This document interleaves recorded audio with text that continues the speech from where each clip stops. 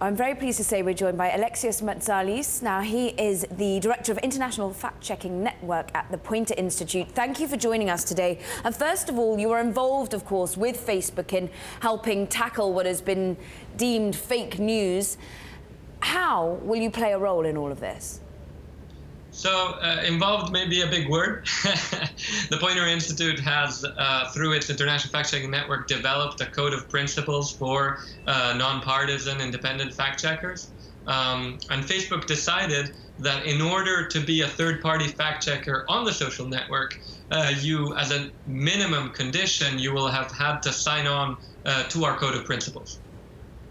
And so Facebook is the arbiter of who is a third-party fact-checker?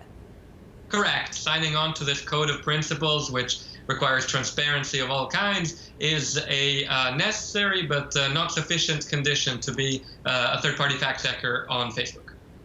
And many people and those signed up to the International Fact-Checking Network had been pushing for Mark Zuckerberg and Facebook to take these steps. Are the steps that have been announced enough in your mind's eye? You know, we are in the very early days. I hope you don't think I am dodging the question, but the reality is we're going to have to wait and see a few weeks how this works out. I think, obviously, there's been a lot of pressure on Facebook to do something. Now it has acted. We need to see how this works out in practice. In theory, we think it's a welcome choice, but it may or may not be effective. In terms of where it could initially be tackling those stories that are obviously false, but the more misleading articles potentially that become rampant across social media and in fact catch wildfire, do you think that will be able to be blunted to some extent? Will we see those sorts of misleading stories pushed down? I think it is important, especially in the first stages, and I think both Facebook and the third-party fact-checkers are very aware of this, that the concentration be on the 100% totally fake, fabricated stories. You know, the Pope endorsing Donald Trump. Those stories are the ones that did really, really well by the social network this year.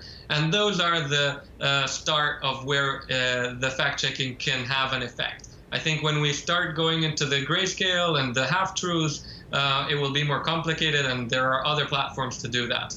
I am convinced that this experiment could have already a very beneficial impact if it weeds out the totally fake stories. And how important is this as we enter 2017? We have had the US election in 2016. We have Germany, France, the Netherlands, a wide range of political events happening next year. How is the Poynter Institute preparing itself? I mean, I would add in the elections of this year as well, the Brexit campaign, the Italian election. I myself am Italian. In these campaigns, we have seen a lot of totally fake stories do really well on social media. In the Italian case, it was ballot boxes allegedly stuffed and 500,000 votes found in an imaginary town, and that was one of the most engaged with stories on Facebook. So I think this is a problem of international scope, and I believe that Facebook is looking to roll this out internationally. Of course, the Poynter's International Fact-Checking Network has members from across the world, and they are all eager and keen to see this rolled out cautiously and carefully, but in other markets beyond the United States too. And should other media or large social networking companies be adopting this? Is Facebook in the eye of the storm? What about the likes of Google and its unit YouTube? How are other social media giants potentially tackling this? So Google announced earlier this year the introduction of a fact-check tag in its Google News service. I think it is looking at ways to help more accurate information surface to the top in search. It too, of course, famously had that problem after the elections with a false story about Donald Trump actually winning the popular vote, reaching the very top.